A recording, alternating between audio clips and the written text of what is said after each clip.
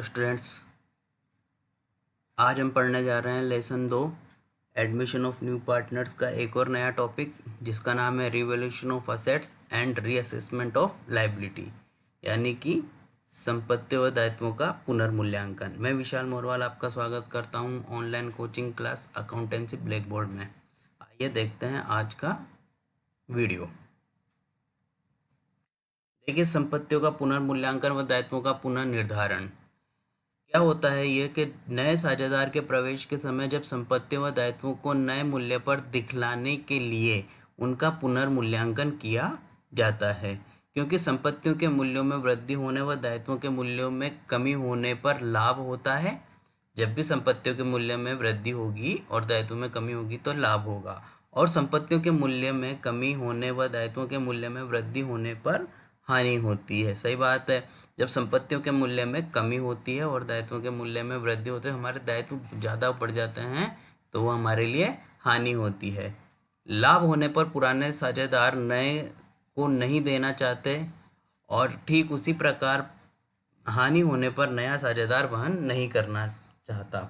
क्या होता है, जब कोई नया साझेदार आता है तो वो ये नहीं चाहता कि जो जो पुराने साझेदार हैं उनके द्वारा किए गए कार्य से अगर कोई हानि होती है तो वो उस हानि को नहीं वहन करना चाहता। ऐसे ही क्या होता है कि अगर कोई साझेदार साल के मध्य में आ रहा है तो मान लीजिए अगर कोई साझेदार जून में आ रहा है तो अप्रैल मई में किए गए पुराने साझेदारों के कार्य से अगर कोई लाभ होता है तो वो पुराने जो साझेदारों के लाभ हैं वो नए साझेदार को नहीं देना चाहेंगे पुराने साझेदार। इसीलिए क्या किया जाता है, ये संपत्तियों का पुनर्मूल्यांकन किया जाता है। जो पुराने लाभ होते हैं उनको लाभ हो या हानि हो, जो पुराने होंगे वो पुराने साझेदार अपने पुराने अनुपात में रख लेंगे। यहाँ पर नए अनुपात या त्याग अनुपात का कोई मतलब नहीं रहेगा, क्योंकि ये तो काम ही के इनके बीच में होगा, केवल पुराने के बीच में रहेगा। तो पुराने लाभों को पुराने साझेदार पुराने लाभ विभाजन अनुपात में बांट लेते हैं। इस स्थिति में एक विशेष खाता खोला जाता है जिसे पुनर्मूल्यांकन खाता या लाभ हानि समायोजन खाता कहते हैं। इस खाते की प्रकृति अवास्तविक खाते की होती है। ये ध्यान में रखने वाली चीज़ है। इस खाते की प्रकृति कौन सी होती है? अवास्तविक खाते की होती है। ठीक है। देखिए, इससे संबंधित जनरल प्रविष्टियाँ क्या हैं यहाँ पर। आपने पहले भी, आपको थोड़ा बहुत 11th की नॉलेज यहाँ पर काम आ सकती है। देखिए, क्या है कि संपत्तियों के मूल्य में वृद्धि हो रही है, मूल्यों में वृद्धि हो रही है। किस में वृद्धि हो रही है? संपत्तियों में। आपको पता है बैलेंस शीट जो होती है हमारी, उसमें संपत्ति किस तरफ होती है? डेबिट तरफ होती है। तो डेबिट के मूल्य में वृद्धि होती है तो आप देखो, आप इस बात को ऐसे समझिए कि अगर किसी चीज़ में किसी व्यक्ति के घर में एक और नया व्यक्ति आ जाए तो उसके घर में तो वृद्धि हो गई ना। तो उसी के घर में वृद्धि होगी या किसी और के घर में वृद्धि होगी? उसी के घर में वृद्धि होगी। तो देखिए, असेट्स अगर के मूल्य में वृद्धि होती है तो असेट्स ही बढ़ेगी, असेट्स की वैल्यू ही बढ़ेगी। तो देखिए, एंट्री क्या हो रही है? Assets account debit to revaluation. तो और किस किस अमाउंट से होगी? वृद्धि की राशि से। मतलब जितने रुपए बढ़ेंगे उस संपत्ति के उतनी ही राशि से आपको ये एंट्री करनी पड़ेगी। इस एंट्री की खास बात यह है कि जो अगर संपत्ति बढ़ती है या घटती है या दायित्व बढ़ते हैं या घटते हैं, जो भी होता है उसमें एक पक्ष तो वही असेट्स रहेगा या लायबिलिटी रहेगी और दूसरा पक्ष रिवैल्यूएशन का रहेगा। दूसरी एंट्री आती है संपत्तियों के मूल्य में कमी होने पर। संपत्तियों के मूल्य में कमी होने पर, अब संपत्तियों के मूल्य में कमी हो गई तो संपत्ति जो बैलेंस शीट में असेट साइड में दिखाई जाती है, तो अगर वो कमी हो जाती है तो वो दूसरे पक्ष में चल जाती है। तो जैसे अब वो दूसरे पक्ष में जाके कहाँ गई? टू साइड में, क्रेडिट साइड में गई। तो एंट्री बनी revaluation account debit to assets, और किस वैल्यू से बनेगी? कमी की राशि से। जितने रुपए की कमी होगी उतनी राशि से आपको ये एंट्री करनी पड़ेगी। थर्ड एंट्री आती है संपत्तियां जिन्हें चिट्ठे में प्रदर्शित नहीं किया गया है। ऐसी कभी भूल हो गई थी कि हमने कुछ संपत्तियां थी जो वो हमने चिट्ठे में प्रदर्शित नहीं की थी, तो अब उनको प्रदर्शित करना चाहते हैं तो उन आपकी एक तरीके से इनडायरेक्ट में संपत्ति बढ़ गई है तो असेट्स को डेबिट किया, assets account debit to revaluation, और जितने की संपत्ति बढ़ी है उससे आप एंट्री के अमाउंट लिख देंगे। ऐसे ही आती है फोर्थ, दायित्वों के मूल्य में वृद्धि। देखो दायित्वों के मूल्य में वृद्धि होने व आयोजन बढ़ने पर, अगर दायित्वों के मूल्य में वृद्धि होती है तो दायित्व क्या होता है हमारे क्रेडिट में होते हैं, और जब क्रेडिट में दायित्व हैं तो दायित्व बढ़ रहे हैं तो ये भी कहाँ जाएंगे, क्रेडिट में जाएंगे। तो रिवैल्यूएशन डेबिट में, और टू लायबिलिटी या प्रोविज़न तो वृद्धि की राशि से। मतलब सीधी सीधी सी बात यह है कि अगर असेट्स जो डेबिट होती है अगर बढ़ती है तो डेबिट में एंट्री करेंगे, और अगर लायबिलिटी बढ़ती है जो क्रेडिट होती है तो वो क्रेडिट में जाएगी, टू में एंट्री करेंगे। फिर आता है दायित्वों के मूल्य में कमी व आयोजन के मूल्य में कमी होने पर। अब देखो दायित्वों में कमी हो रही है, हमारे जो दायित्व थे उनके मूल्य में कमी हो रही है, तो कमी हो रही है तो वो अपने घर में नहीं बढ़ेंगे, वो दूसरे के घर में चले जाएंगे। तो देखिए अपना घर लायबिलिटी का कौन सा था, क्रेडिट, मगर यहाँ पर क्या हो रहा है, अब कमी हो रही है तो इसलिए वो क्या हो जाएगा अब डेबिट। तो liability account debit to revaluation account, जितनी भी कमी होगी उस राशि से होगा। दायित्व जिन्हें चिट्ठे में प्रदर्शित नहीं किया गया था, अब ऐसे कोई दायित्व हैं जिन्हें पहले चिट्ठे में नहीं दिखाया गया था, अब उनको चिट्ठे में दिखाया जा रहा है, तो दायित्व क्या हो रहे हैं, बढ़ रहे हैं। तो वही एंट्री जो दायित्व बढ़ने पर करते हैं अपन, revolution account debit to unrecorded liability, कितनी राशि से, दायित्वों की जो राशि बढ़ेगी उस राशि से। ठीक है, ये इस तरीके की 6 एंट्री होती है। फिर उसके बाद में आपको रिवॉल्यूशन का प्रॉफिट एंड लॉस निकालना पड़ता है। तो देखिए पुनर्मूल्यांकन खाते का क्रेडिट शेष मतलब लाभ होने पर, तो एंट्री बन जाएगी revaluation account debit to old partner, वही हमेशा से जो डेबिट, जो अपन डेबिट तरफ लिखते हैं प्रॉफिट को, वैसे ही आपने टू ओल्ड पार्टनर लिख दिया। ओल्ड पार्टनर यहाँ पर ध्यान में रखना है, ओल्ड पार्टनर यहाँ पर न्यू पार्टनर से संबंधित कोई चीज़ नहीं रहेगी, क्योंकि ये संपत्तियाँ जो पुरानी थी वो किसकी थी, ओल्ड पार्टनर की थी, इसीलिए ओल्ड पार्टनर को आपने ये लाभ और हानि में विभाजन करेंगे।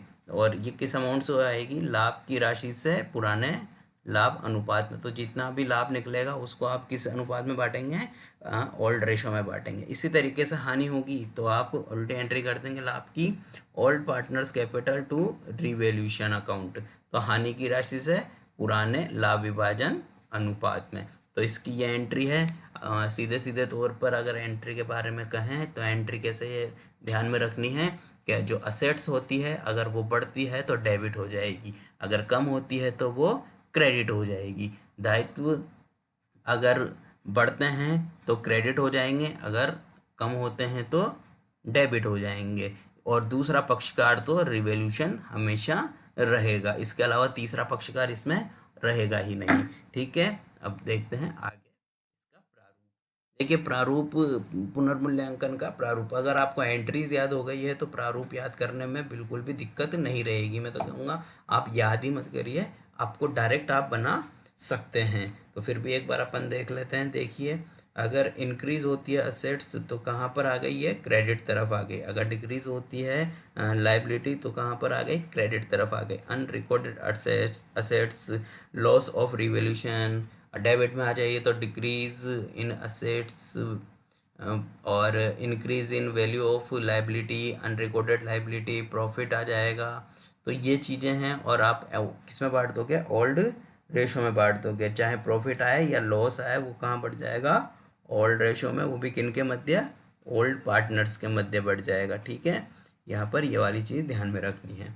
नोट, देखिए क्वेश्चन में थोड़ा सा अगर हार्ड बनाना है तो वो किस तरीके से आपको क्वेश्चन देगा, वो क्वेश्चन में लिख देगा कि कोई भी असेट्स है, जैसे मान लीजिए भवन को 10% से कम मूल्यांकित किया गया, तो आपको ये वाला फॉर्मूला लगा के उसको सही वैल्यू पर लाना पड़ेगा। ऐसे ही अधिक मूल्यांकित के लिए कहेगा तो आपको ये वाला फॉर्मूला लगाना पड़ेगा। देखिए कम मूल्यांकित हो रहा है यहाँ पर तो कम में माइनस का चिन्ह लग रहा है, और अधिक मूल्यांकित हो रहा है तो अधिक में प्लस का चिन्ह लग रहा है। ठीक है, इनका एक एक एग्जाम्पल मैं आपको बता दूंगा ताकि आपको परेशानी नहीं है। यहाँ पर थर्ड पॉइंट लिख रहा है, यदि प्रश्न में से बढ़ाइए लिखा हुआ है तो क्या करना है, उतनी ही राशि से बढ़ाएंगे।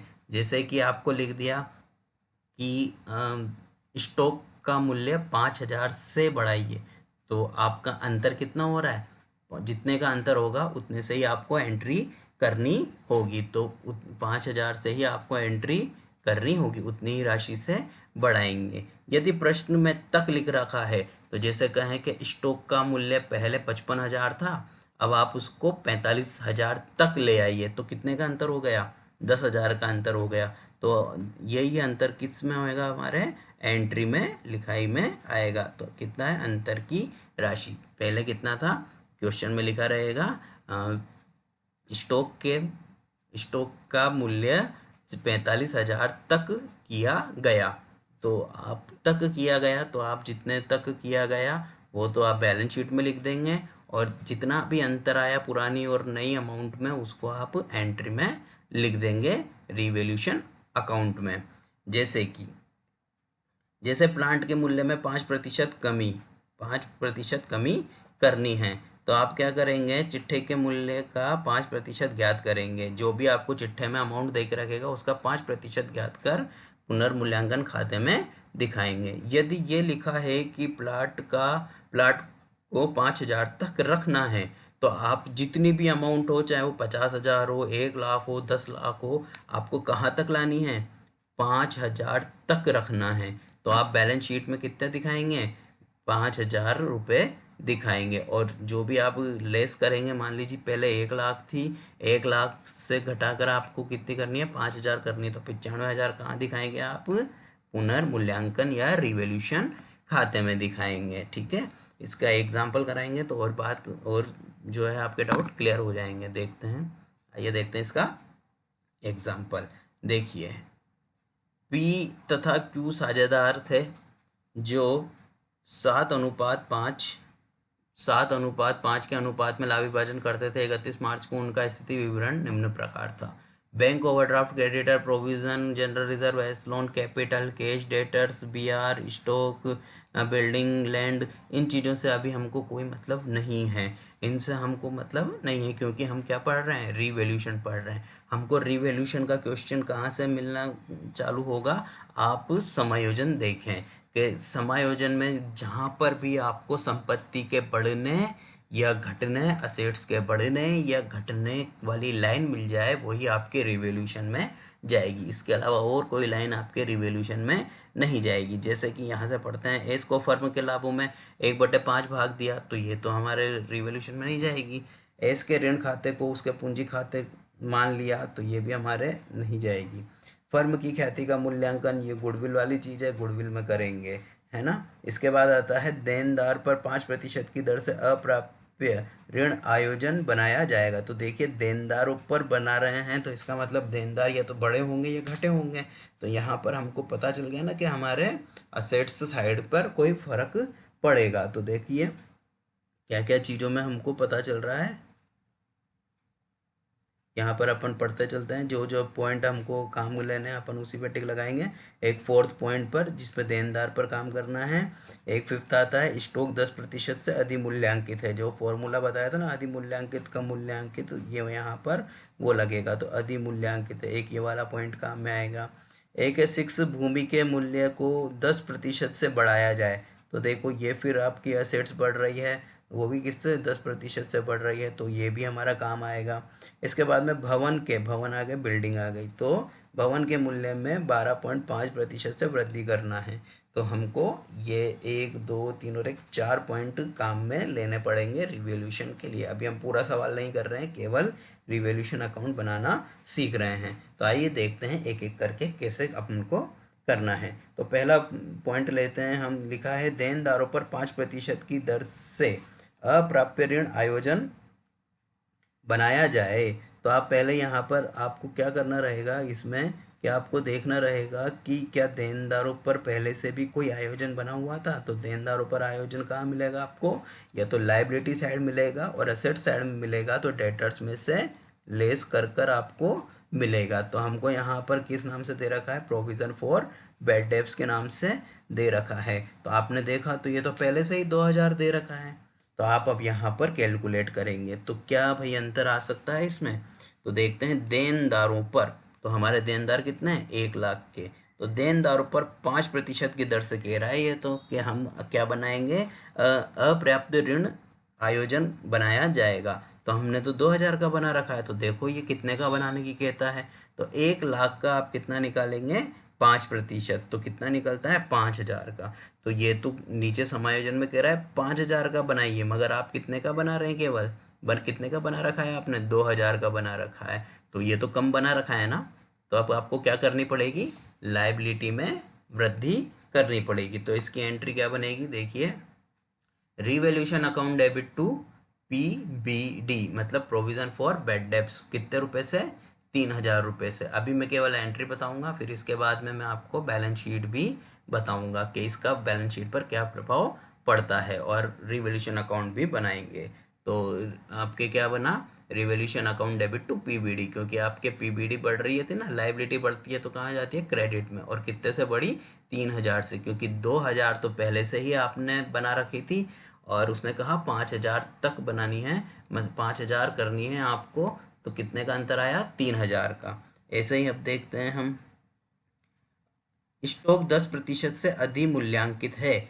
अधिमूल्यांकित का मतलब ये नहीं है कि आपने सीधा सीधा स्टॉक का 10% निकाल लिया और उसका अंतर आपने लिख दिया रिवॉल्यूशन में, नहीं। अधिमूल्यांकित है मतलब आपने पहले ही जो है स्टॉक को 10% अधिक मूल्य पर दिखा रखा है। जो बैलेंस शीट है आपकी अभी, उसमें आपने क्या कर रखा है, 10% अधिक मूल्य पर दिखा रखा है। तो देखते हैं अपन, स्टॉक कहाँ है, ये रहा 44,000 रुपये। इसका मतलब ये जो 44,000 है, ये 100% नहीं है, ये कितना है, 110% है, ठीक है। जबकि क्या होता है, कितना होता है, 100% होता है। तो जबकि ये क्या है, 110% है, 10% से अधिमूल्यांकित है ना। तो अब क्या करना पड़ेगा, आपको 100 पे लाना पड़ेगा। इसका मतलब स्टॉक में कमी होगी, और जब स्टॉक में या असेट्स में कमी होती है तो कहाँ जाता है, क्रेडिट तरफ जाता है। और दूसरा पक्षकार है हमारा रिवैल्यूएशन। तो revaluation account debit to stock, entry करते हैं, देखिए, ये देखिए, revaluation account debit to stock. अब ये 4000 अमाउंट निकालनी है, ये कैसे आया, देखिए, वर्किंग नोट है ये एक तरीके का, कि 44,000 आपको अमाउंट दे रखी थी वहाँ पे। तो 44,000 इंटू 10/110 है, ये क्या है, ये 44,000 इंटू 10/110। तो आपने 10,000, 44,000 को काटा, और आपकी क्या निकल के आ गया, 4000 निकल के आ गया, ठीक है। क्या लिख रहा है ये, 44,000 इंटू 10/110 लिखा हुआ है, ठीक है। तो आपने जैसे ही काटा इसको, 4000 आपके इसमें कैलकुलेशन में निकल के आया है। तो आपने कितना ज़्यादा अधिमूल्यांकित कर रखा है, 4000 अधिमूल्यांकित कर रखा है। तो अंतर जितना भी होता है उसी से आपको एंट्री करनी होती है, तो आपने 4000 से एंट्री कर दी, ठीक है। थर्ड पॉइंट देखते हैं, भूमि के मूल्य को 10% से बढ़ाया जाए। तो भूमि के मूल्य, लैंड कितने का है, पहले 60,000 का है, और ये कह रहा है कि 10% से और बढ़ा दो। तो 60,000 का 10% कितना निकलेगा, 6,000 रुपये। तो 6,000 से आपको एंट्री करनी होगी। अब एंट्री में क्या होगा, एंट्री में होगा लैंड, हमारा जो है असेट्स साइड है, और असेट्स बढ़ रही है। तो असेट्स बढ़ती है तो क्या होता है, असेट्स डेबिट होती है। तो एंट्री बनेगी land account debit to revaluation. देखिए, third entry, land account debit to revaluation 3,000 रुपये से, ठीक है। अब यहाँ पर अपन एक और पॉइंट पढ़ना है अपन को। फोर्थ पॉइंट क्या लिख रहा है, भवन के मूल्य में 12.5% से वृद्धि करें। ये फिर से वृद्धि करने की कह रहा है, किस में कह रहा है, वो भी वही असेट साइड में कह रहा है, बिल्डिंग के लिए, कि 2 लाख रुपए तो पहले से ही है, ऊपर से 12.5% वृद्धि और करें। तो जितने वृद्धि होगी या कमी होगी उसी से तो हमको एंट्री करनी है। तो कितना निकलेगा, पहले 2 लाख का 12.5% निकाल लें तो निकलता है 25,000 रुपये। तो आपको एंट्री करनी रहेगी बिल्डिंग की। तो बिल्डिंग बढ़ रही है तो बिल्डिंग कहाँ जाएगी, एसेट साइड बढ़ती है तो डेबिट होती है। तो building account debit to revaluation. तो हमारी एंट्री बन गई building account debit to revaluation, और अमाउंट कितनी जाएगी, 25,000 रुपये जाएगी, ठीक है। यहाँ पर आइए दिखा देते हैं आपको। ये देखिए, building account debit to revaluation, 4th number की एंट्री है। अब यही चीज़ें आपको कहाँ लिखनी रहती है, रिवैल्यूएशन अकाउंट में लिखनी रहती है। वैसे रिवैल्यूएशन बनाना, जिसको एंट्री आ गई वो बनाना कोई बड़ी बात नहीं है। देखिए, क्योंकि ये क्या है, रिवैल्यूएशन, तो ये कहाँ जाएगा, टू PBD, ये कहाँ जाएगा, टू स्टॉक, ये कहाँ जाएगा, बाय लैंड, और ये कहाँ जाएगा, बाय बिल्डिंग। तो दो चीज़ें बाय तरफ है और दो चीज़ें टू तरफ है। इनका दोनों का टोटल करेंगे, अंतर निकालेंगे, वो पार्टनर्स ओल्ड पार्टनर्स रख लेंगे। देखते हैं, देखिए ये देखिए, बाएं तरफ लैंड आ गया, बाएं तरफ बिल्डिंग आ गई, यही हमने अभी देखी थी एंट्री में। पीवीडी आ गया, स्टॉक आ गया 3,000 से और 4,000 से, दोनों का अंतर करा, ये करा 25 और 6 कर दिया, 31,000 आ गया। 31,000 यहाँ पर कितना रहा, 3 और 1 7, तो 24,000 का हमको क्या हो गया, प्रॉफिट हो गया। इस 24,000 को ओल्ड रेशो में आप बांट दोगे। क्वेश्चन में दे रखा है आपको रेशो, ठीक है, तो उसमें आप बांट दोगे। ये आपका रिवॉल्यूशन अकाउंट, बहुत सिंपल सी चीज़ है। अब आती है नई फर्म की जो है कैपिटल की, सॉरी बैलेंस शीट की बात, ठीक है।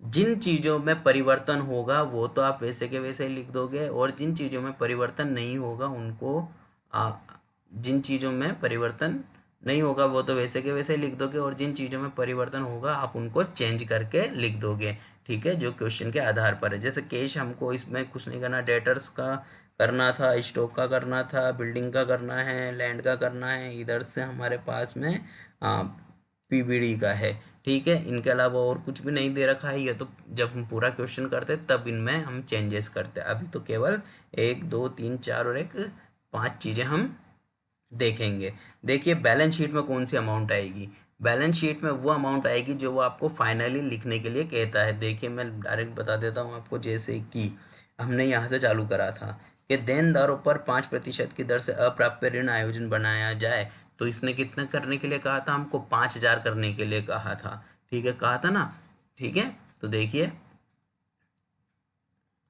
यहाँ पर आपके क्या लिखा आ रहा है, पीवीडी में कितना लिखा आ रहा है, 5,000 रुपये दिख रहा है। पीवीडी में कितना आ रहा है, 5,000 रुपये, तो उसने इतना ही तो कहा था 5,000 करने के लिए, तो ये लीजिए आपके 5,000 कर दिया। इसी के साथ में आगे क्या कहा था इसने, वापस से देख लीजिए क्वेश्चन क्या था।